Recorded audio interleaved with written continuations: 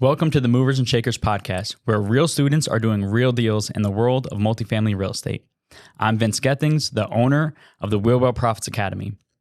Listen in as we dive into the journeys of driven individuals who are turning their dreams into reality. These people are just like you, taking action and making things happen.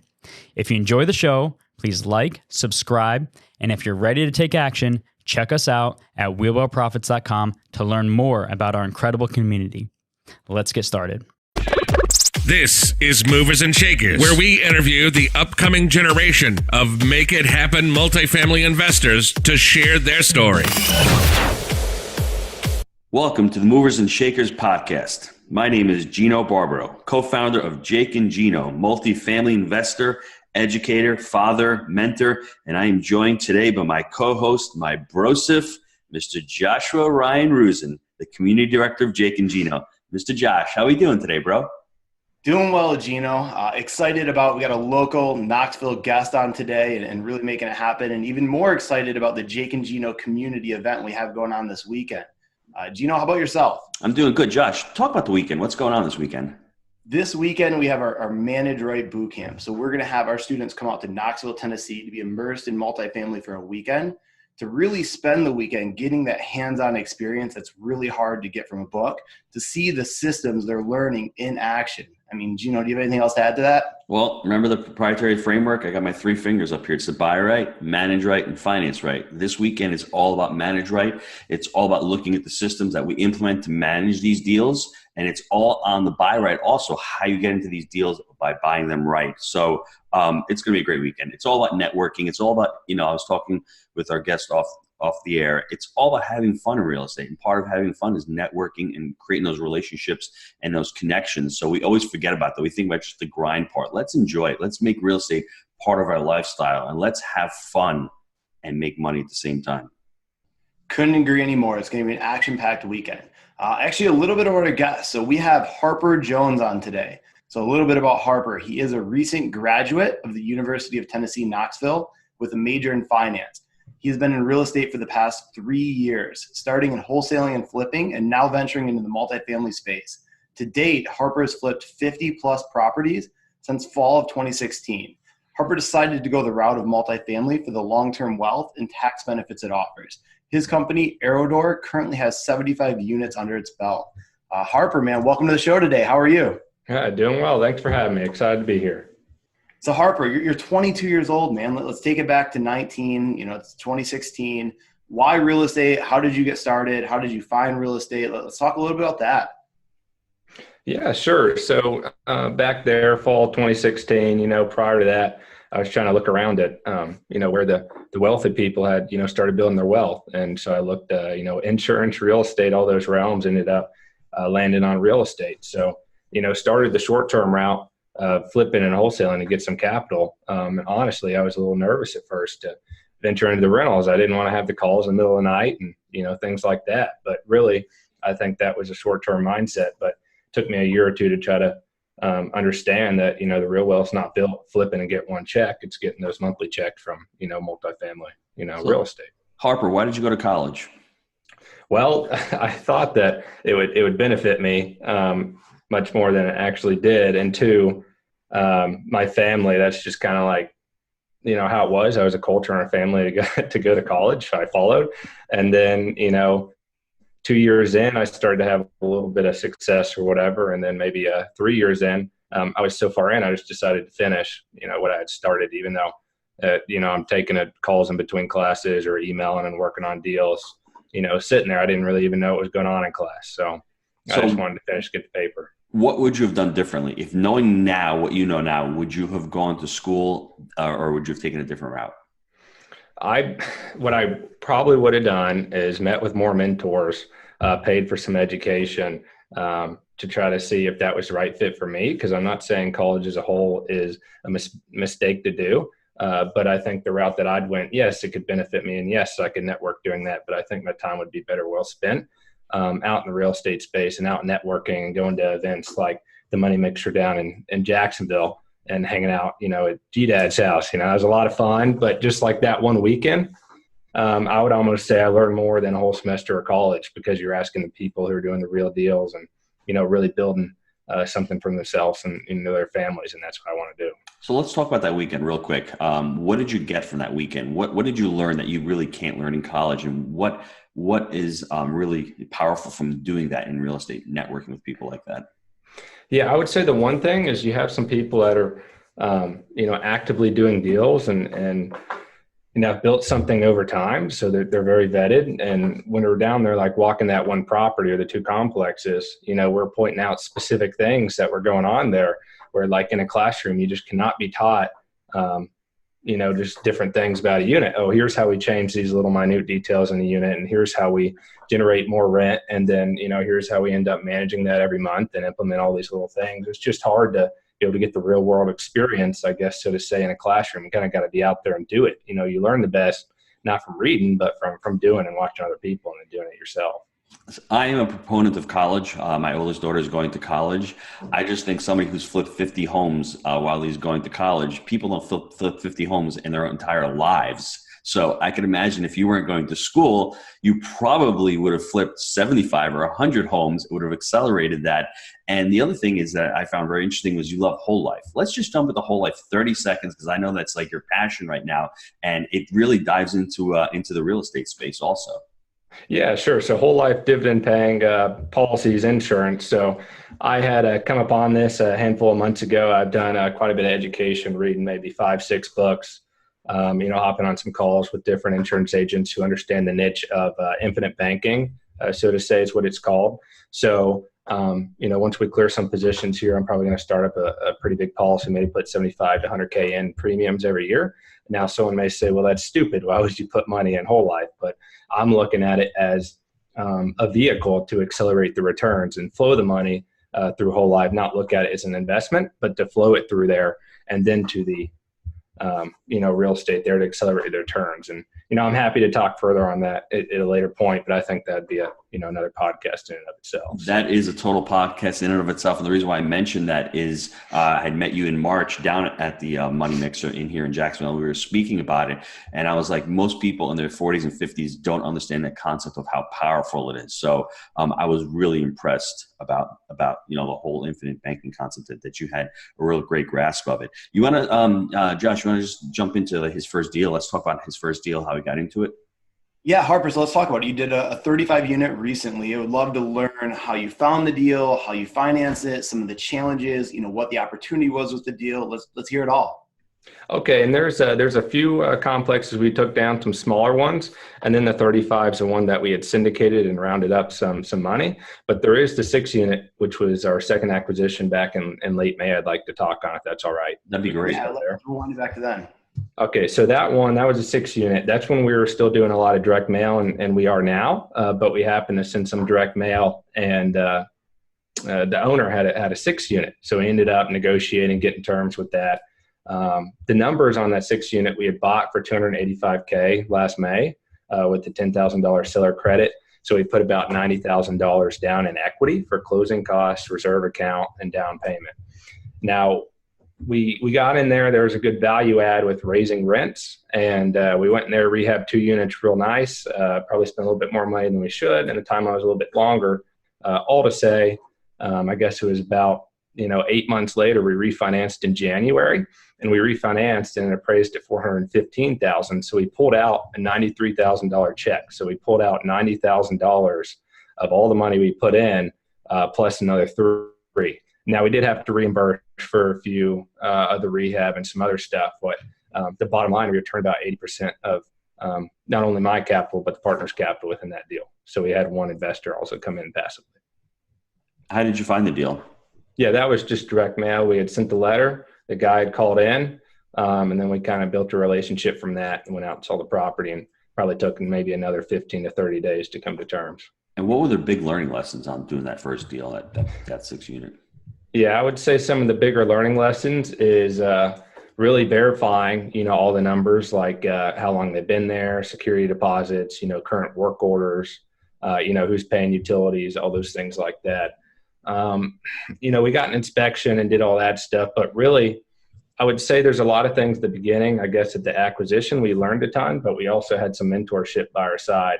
I had some local mentors that we're calling every day, hey, what should we do? How do we handle this? Because that was only our second acquisition. So, we're still learning a lot of little details on, how to handle it and how to onboard the management, things like that. So speak to that mentorship.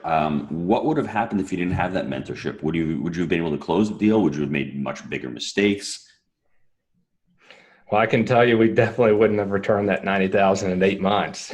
I'm a big proponent of, mentorship and paying for it and building those relationships, because you can learn from their mistakes and you can implement that yourself. So like during our rehabs, we've done some rehabs and we've done some flips and wholesaling, but some people had to just take me inside and be like, you don't have to make the unit so nice that you'd live there, depending on what the class is. Like, you don't need to put 8,000 in, you can put 3,000 in and get a rent up of $150, whereas you get 200 if you spend $8,000. So that's just a waste of our investors' money and time, putting it in there. So there's just little things like that add up on, how to handle it and what to spend. And mentors had, taught us things like that to, increase the bottom line. And then we get in there, we can kind of have a plan in place. So I'd actually have mentors go walk over there and, walk us through how they would rehab it, since, they got, rentals themselves, and then kind of learn from there and then build a system out to duplicate that in the future. Yeah, guys, so let's really talk about that. So Harper said he was over rehabbing the property by $5,000 per unit. Now, that's only a 6 unit, so that's $30,000. Imagine if that was a 6D unit, that'd be $300,000 that he over rehabbed the unit. Talk about mistakes really compounding with multifamily. It's good he thought big, started small. So Harper, let's talk about what happened next. So you get the 6 unit, you get your first taste of multifamily. Where did you go from there? Yeah, well, at that point, my brother quit his corporate job, came up and worked with us, and I have another partner, Peter, and we said, look, let's go a little bit bigger. So we thought we'd be in the range of maybe a 20 to 50 unit. So we find a 35 unit here in Knoxville, and on the details on that one, we bought it for $2 million, but the way we found that was actually broker relationships. And some people say, well, I'd like to go direct to the seller and not have the broker. Well, I think brokers are a great asset because they've already vetted the deal and the seller and have some of their numbers together. So what they did, this also goes back to mentorships and relationship building. One of my mentors, Scott, had gotten one of the A-list emails, so to say, about the properties before they listed it. They had the memorandum and everything together, but they had sent an email to him. So he called me and forwarded it to us. We were the first people to actually go walk it, try to walk it immediately, put a full price offer in, which was $1.95 million. And then they had another 2 or 3 full price offers and one over. So, we were hungry and we knew the deal could be good, and we still had due diligence. So what we did is we put down $50,000 earnest money and said at least half that would go hard after a shorter due diligence phase to show, hey, we're serious, because since we were younger, we're 22, 24, 21, trying to take this down. Like, we know we can do it, but other people have this stigma that people that young just don't know what they're doing. So we had to really go in there and say, hey, we're ready to go. We're ready to put the money down. So we ended up getting that one under contract, and that was a great deal, and it's been really good since. Josh, this is what I love about this episode right now, because everyone on the call is going to say to themselves, I have a limiting belief. It's either A, I'm too young, and Harper could say that. He's too young, but he started. B, I'm too old. Well, I'm still doing it, and Josh says I'm old. So that's not a limiting belief, right, Josh?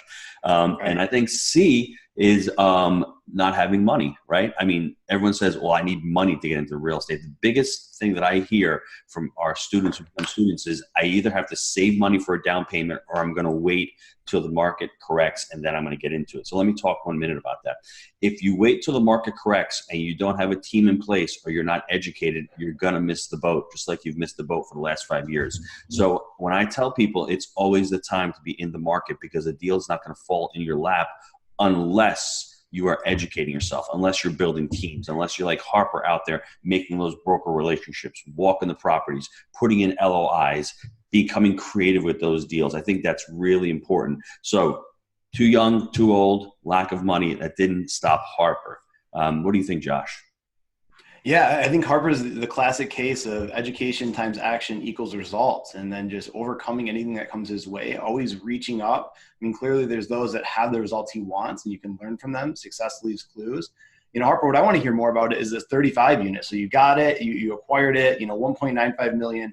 How did you raise the money? What was the business plan? Give us a little bit about the property itself and where are we at now with it? Yeah, sure. So once we got that contract, that's where, we said, okay, we got, maybe 150 to 200K and we were going to raise about 700,000, right? So reserve account, 25% down, some closing costs and a nice acquisition fee since we, had worked hard putting together. We wanted to get a little bit to, take back home for the three managing partners. But, for that deal right there, when we raised the 700,000, we maybe had 4 to 5 other investors come in with it. And that is what led us to be able to go take it down. One of the mistakes I think we had was we waited too long to raise the capital. We weren't always raising and keeping people in the loop as much as we should have before we got the contract. We started raising, thereafter we got the contract. And I think that was a great learning experience for us because that was made it a little bit tighter on that raise there. But if you want to run into some specific questions, I'm happy to talk anything about that. That's a huge lesson right there, Harper. I think everyone is always saying to themselves, I need to find the deal, then I find the money. Everybody on this call, when you get off this podcast, the action step is if you want to start raising money, you have to start creating substantive relationships today. And if you don't have a deal, find a case study. Get a case study of a similar deal that you're looking at, whether it's a 30 unit or 20 unit in your market. Put that case study together and start talking to other potential investors or partners and saying, these are the types of deals that I'm looking at. If the opportunity comes along, would you like to become part of this opportunity? That's really important because when the syndication gets on and you sign those papers, man, it is go time. There's a lot of moving parts going on. And if you don't have those investors or that money flowing to the deal like Harper, and it's happened to us also, you start scrambling, you start making mistakes and you start getting nervous and you could potentially blow up a great deal. So Harper, that's a great point, not having the capital and not having the people there. Go look for the money today. And as you're doing that, let's start sourcing deals. Absolutely. So Harper, you close on the deal, you raise the capital. What's next?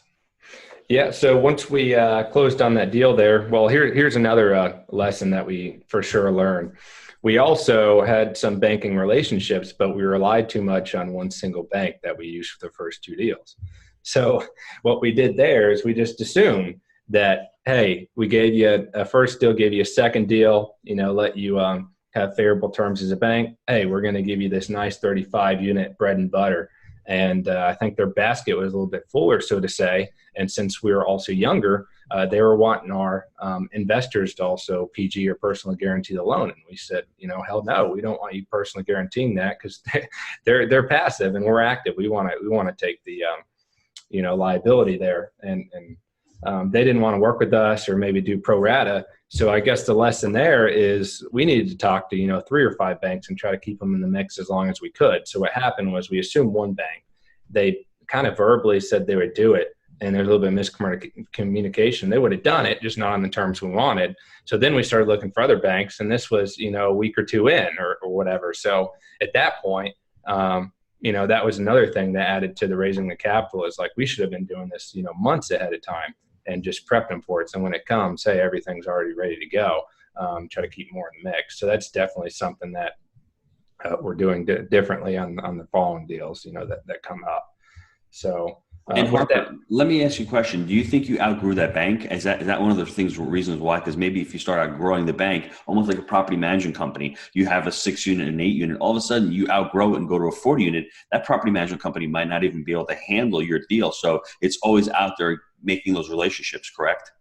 Yeah, that's right. That's right. And sometimes it's just about timing. Maybe they're lending too much on apartments and they're like, hey, no, we're good for now. Or maybe it's the person, hey, we have too many loans with them. So you just always need to keep your options open and those relationships strong. That's excellent. Thank you for that bit of advice. That was great advice. Yeah, I think I like that. And I think there's a real lesson to distill from this. It's the proactive approach versus the reactive approach. We would have been proactive on networking for investors. We would have had those relationships rather than reactive and scrambling. Same thing with the banks, proactive vetting them and creating the relationships rather than reactive scrambling to make it happen. So I think if you take that approach, these obstacles don't become obstacles anymore and you're able to overcome those challenges much easier. Harper, would you agree? Oh, I'd fully agree. And that's where I know I mentioned this a few times already, but I'm really serious. It's like if I truly had mentor education, kind of like what Jake and Gino's put together, it would have held my hand and had the right guidance to where these things would just not have happened. Absolutely. So, okay, what was so you close on the deal, you get the financing. Now, what was the opportunity on the deal? Why did you like this one so much? How much were rents under market? What was the deferred maintenance? Were they a mom and pop owner? Did they have systems? Let's talk a little bit about that. Yeah, sure. So we'll go into the numbers and background of it. So yeah, it's based in Knoxville, 35 unit North Knoxville. There's, I believe, 9 buildings. We got a single family house on site, which was where the mom and pop owner had stayed. They had built the complex themselves slowly over time on the 5 acres. It's made up of 4 and 5 plexes. So there's 34 apartment units. There's 1 single family resident. What we liked about the property is 18 out of 35 of the units were on common water. So then we could implement RUBS or, build back a water fee to increase our bottom line. And then 2, the current owner, the management was fair and he upkept the property. But some of why the tenants really liked them is because the rents were, $150, $200 under market on some of them. So, and a lot of them were month to month. So we saw that there were some vacancies we could take over, get those up higher, kind of test the markets here we could go with. But we also saw that there was a lot of room to grow with doing minimal rehabs on some of the units. And then also, like I said, the RUB. So what we did when we took over, rents were around $20,000, and there were some vacancies, especially the house, because they were living there. So I would say the gross potential income at their, actuals all leased up was about $22,500 a month. And it's been about 6 months, and the rents now are $28,000 we're bringing in, or income, so to say, is $28,000. So on paper, we bought, around $2 million, but on paper, based on the numbers, it's probably worth $2.4 million now. So that was awesome to have that equity increase, but we forced their appreciation because it was a value add opportunity. So that's awesome. Great job. I want to ask you one question before we go any short answers. What is your best advice for anyone trying to get and buying their first multifamily deal? I'm going to have to bring it up again, is get really strong mentorship and have them hold just hold their hand throughout the process. It's really something that's going to save you a lot of time. Like, yes, our group had got these deals done and yes, they're going well, but there's so many things that we could have done better with mentorship if we actively listened to them and actively took what they were saying. So what is the future for you? What's next for you? So what's next is probably looking to buy 50 to 100 units, probably within the next, 6 to 12 months. When we're building that out, we also got to build out our internal systems so that we can scale it up. So I think right now there's some things that, we're doing too many mundane tasks, and we can outsource with assistants and stuff, but now we got to build out that framework so we can scale up and keep adding units. So I would say that's what's next with us. I love that. Josh, you want to give a recap? Yeah. So what we learned here is, age is a limiting belief. Even at the age of 19, Harper got into this. And not only did he start wholesaling, then rehabbing, but he also scaled up to multifamily. Success leaves clues, guys. Why go out there and reinvent the wheel? If someone's doing what you're doing, follow that path rather than learning from the school of hard knocks. And it's always better to be proactive approaching any challenges rather than reactive and scrambling. Now, what I want to know is, Harper, how can the listeners get a hold of you? Yeah, sure. A really good way to get a hold of me would be emailing me. And I guess you could leave it in the show notes, but it's going to be harper@arrowdoor.com. And that's ARROWDOOR.com. And you could also call me at 865-730-2621. I'd be happy to answer or talk with you. Awesome. Harper, I want to thank you for being an amazing guest on the show and sharing your mover and shakers story. Guys, if you want to be the next mover and shakers guest, email me, josh@jakeandgino.com. Now, if you did like this show, what we ask is please leave us a review. And until next time, let's make it a movers and shakers week. See you guys, and thank you very much. Bye, everybody. Thanks, Harper.